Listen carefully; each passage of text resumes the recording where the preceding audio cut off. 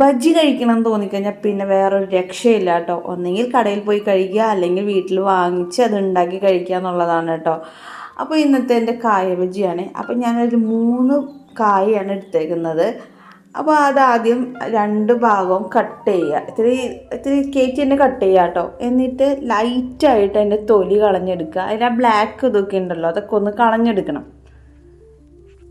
ഇനി ഇത് കട്ടിയില്ലാതെ ഓരോന്നായിട്ട് ഇങ്ങനെ സ്ലൈസ് ചെയ്തെടുക്കാം കേട്ടോ. ഇതിൻ്റെ കട്ടറൊക്കെ ഉണ്ടെങ്കിൽ അതായിരിക്കും നല്ലത്. ഞാൻ കത്തി കൊണ്ട് തന്നെയാണ് കേട്ടോ ചെയ്യുന്നത്. അപ്പോൾ അത് ഈ ഒരു പാകത്തിൽ വേണം, കട്ടി കുറച്ച് വേണം കേട്ടോ അത് കട്ട് ചെയ്തെടുക്കാനായിട്ട്. എന്നാലാണ് കഴിക്കാനൊരു ടേസ്റ്റ് ഉള്ളത്. ഇപ്പോൾ ഇത് കട്ടി കൂടിയാലും കുഴപ്പമൊന്നുമില്ല. ഇനി ഞാനൊരു ബൗളിലേക്ക് കടലമാവ്, പിന്നെ അരിപ്പൊടി, പിന്നെ കുറച്ച് മുളക് പൊടി, പിന്നെ മഞ്ഞൾപ്പൊടി ഇടുന്നുണ്ട് കേട്ടോ. ഇനി അതിലേക്ക് കുറച്ച് കായപ്പൊടി ഇടുന്നുണ്ട്, ഉപ്പിടുന്നുണ്ട്. ഇനി ഒന്ന് സ്പൂൺ വെച്ചിട്ട് ഒന്ന് മിക്സ് ചെയ്യണേ. ഇനി അതിലേക്ക് കുറേശ്ശെ വെള്ളം ഒഴിച്ചിട്ട് ഇങ്ങനെ ഇളക്കിക്കൊണ്ടിരിക്കുകയാണ് കേട്ടോ.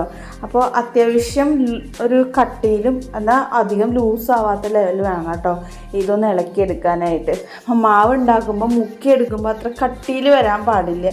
അതേപോലെ തന്നെ കട്ടി കുറവും വരാൻ പാടില്ല. രണ്ടിൻ്റെ ഇടയിൽ മീഡിയത്തിലാണ് വരാൻ പാടുള്ളൂ കേട്ടോ.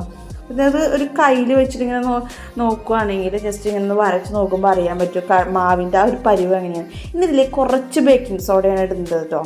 ഈ ബേക്കിംഗ് സോഡ ഇടുമ്പോൾ എന്ന് വെച്ച് കഴിഞ്ഞാൽ നമ്മൾ ഉണ്ടാക്കുന്ന തൊട്ട് മുന്നേ ബേക്കിംഗ് സോഡ ഇടാൻ പാടുള്ളൂ കേട്ടോ. അല്ലെങ്കിൽ ആ ഓയിൽ മുഴുവനും ഇത് വലിച്ചെടുക്കുന്ന പറയാം. ഇപ്പം മാവും റെഡി ആയിട്ടുണ്ട്. ഇനി ഓരോ കായയുടെ സ്ലൈസ് എടുത്തിട്ട് മുക്കി പൊരിച്ചെടുക്കുകയാണ് കേട്ടോ. അപ്പോൾ തീ നല്ല ഹൈ ഫ്ലെയിമിൽ തന്നെ ഇട്ടിട്ട് വേണം കേട്ടോ ബജ്ജി ഉണ്ടാക്കാനായിട്ട്. അപ്പോൾ നല്ല ടേസ്റ്റി ആയിട്ടുള്ളൊരു കായ ബജ്ജി തന്നെയാണ് ഞാൻ ഇന്ന് ഉണ്ടാക്കിയിരിക്കുന്നത്. ഇനി ഇതിലേക്കൊരു ചമ്മന്തിയൊക്കെ വേണം. അപ്പോൾ ചമ്മന്തിയുടെ റെസിപ്പി ഞാൻ ഓൾറെഡി കഴിഞ്ഞ വീഡിയോയിൽ ഇട്ടിട്ടുണ്ട്. അപ്പോൾ അത് ഞാൻ ഇതിലേക്ക് ടാഗ് ചെയ്യാം കേട്ടോ. അപ്പോൾ ബജ്ജി ഉണ്ടാക്കി കഴിഞ്ഞു. ഇനി ഇത് ടേസ്റ്റ് നോക്കുക എന്നുള്ളതാണ്. നല്ല അടിപൊളിയായിട്ട് തന്നെ ഉണ്ടാക്കിയിട്ടുണ്ടായിരുന്നു. എനിക്ക് തോന്നിയെന്ന് വെച്ച് കഴിഞ്ഞാൽ ഞാൻ കടയിൽ നിന്ന് വാങ്ങിക്കുന്ന ബജ്ജിയുടെ പോലെ തന്നെ എനിക്കായി എന്നുള്ളതാണ് കേട്ടോ. അത്രയും ടേസ്റ്റി ആയിരുന്നു. കഴിച്ചിട്ടും എനിക്ക് മതിയാവണുണ്ടായിരുന്നില്ല. അത്രയും ടേസ്റ്റി തന്നെയായിട്ടായിരുന്നു കേട്ടോ ഞാൻ ഉണ്ടാക്കിയത്.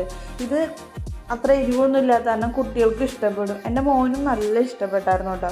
എരിവൊന്നും അധികം ഇല്ലാത്ത കാരണം കൊണ്ട് അവനും കഴിച്ചിട്ടുണ്ടായിരുന്നു. അപ്പോൾ ഇതെല്ലാവരും ട്രൈ ചെയ്യണേ.